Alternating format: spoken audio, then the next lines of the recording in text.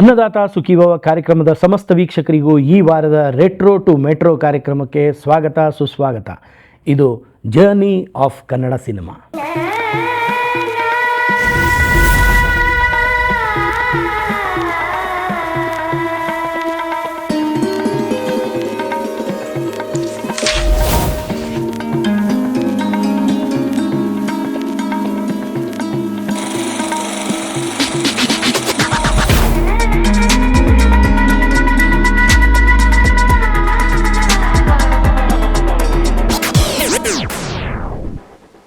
ಇವತ್ತು ನಾವು ಮಾತಾಡಕ್ಕೆ ಹೊರಟಿರುವಂಥ ಚಿತ್ರ ಚಂದ್ರಹಾಸ.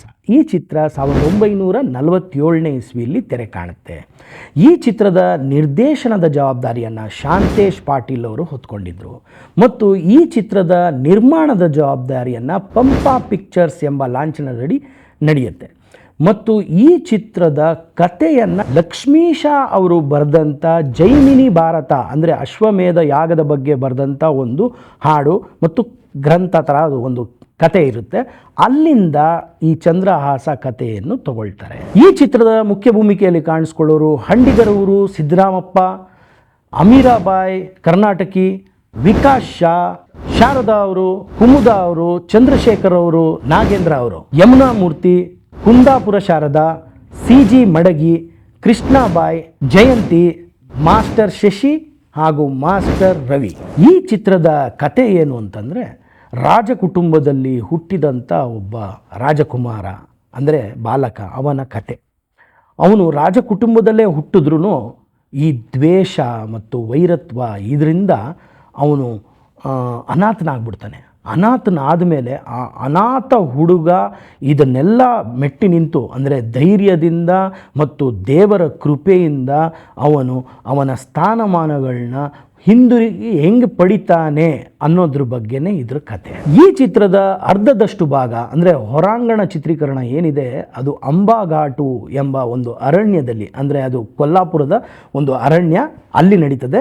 ಮತ್ತು ಒಳಾಂಗಣ ಚಿತ್ರಣ ಎಲ್ಲಿ ನಡೆಯುತ್ತೆ ಅಂದರೆ ಮುಂಬೈನ ಒಂದು ಸ್ಟುಡಿಯೋಲ್ಲಿ ನಡೆಯುತ್ತೆ. ಈ ಚಂದ್ರಹಾಸ ಎಂಬ ಚಿತ್ರ ಮೈಸೂರಿನ ಪ್ರಭುದೇವ ಎಂಬ ಹೊಸ ಚಿತ್ರಮಂದಿರದಲ್ಲಿ ರಿಲೀಸ್ ಕಾಣುತ್ತೆ. ಆ ಚಿತ್ರಮಂದಿರದ ಉದ್ಘಾಟನೆಗೆ HC ದಾಸಪ್ಪ ಅವರು, ಅಲ್ಲಿನ ಶಾಸಕರಾದಂಥ HC ದಾಸಪ್ಪ ಅವರು, ಗುಬ್ಬಿ ವೀರಣ್ಣವರು, ಮಾಸ್ತಿ ವೆಂಕಟೇಶ ಅಯ್ಯಂಗಾರ್ ಮತ್ತು ಹಲವಾರು ಗಣ್ಯರು ಬಂದು ಇಲ್ಲಿ ಉದ್ಘಾಟನೆಯನ್ನು ಮಾಡ್ತಾರೆ. ಅಲ್ಲಿ ಚಂದ್ರಹಾಸ ಚಿತ್ರ ಪ್ರಭುದೇವ ಚಿತ್ರಮಂದಿರದಲ್ಲಿ ಮೊಟ್ಟ ಮೊದಲ ಚಿತ್ರ.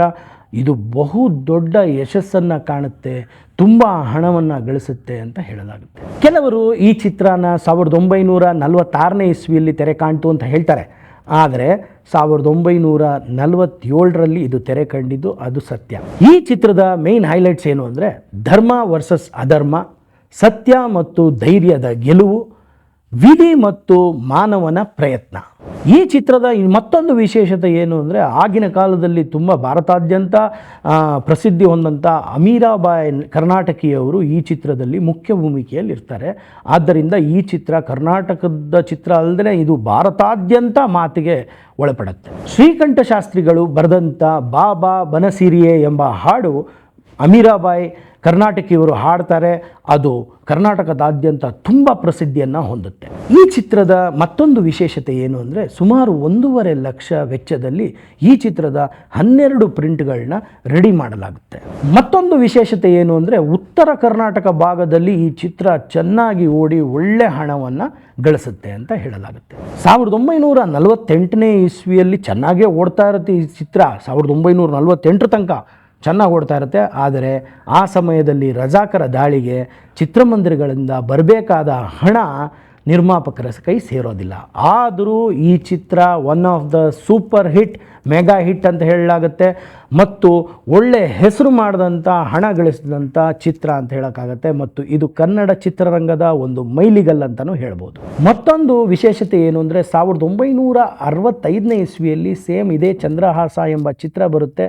ಅದರ ಮುಖ್ಯ ಭೂಮಿಕೆಯಲ್ಲಿ ಕಾಣಿಸ್ಕೊಳ್ಳೋರು ಡಾಕ್ಟರ್ ರಾಜ್ಕುಮಾರ್ ಅವರು. ಬರೋ ವಾರ ಮತ್ತೊಂದು ಸಿನಿಮಾ ಜೊತೆ ನಿಮ್ಮ ಮುಂದೆಗೆ ಬರ್ತೀನಿ. ಅಲ್ಲಿ ತನಕ ಕೀಪ್ ವಾಚಿಂಗ್. ನಮಸ್ಕಾರ.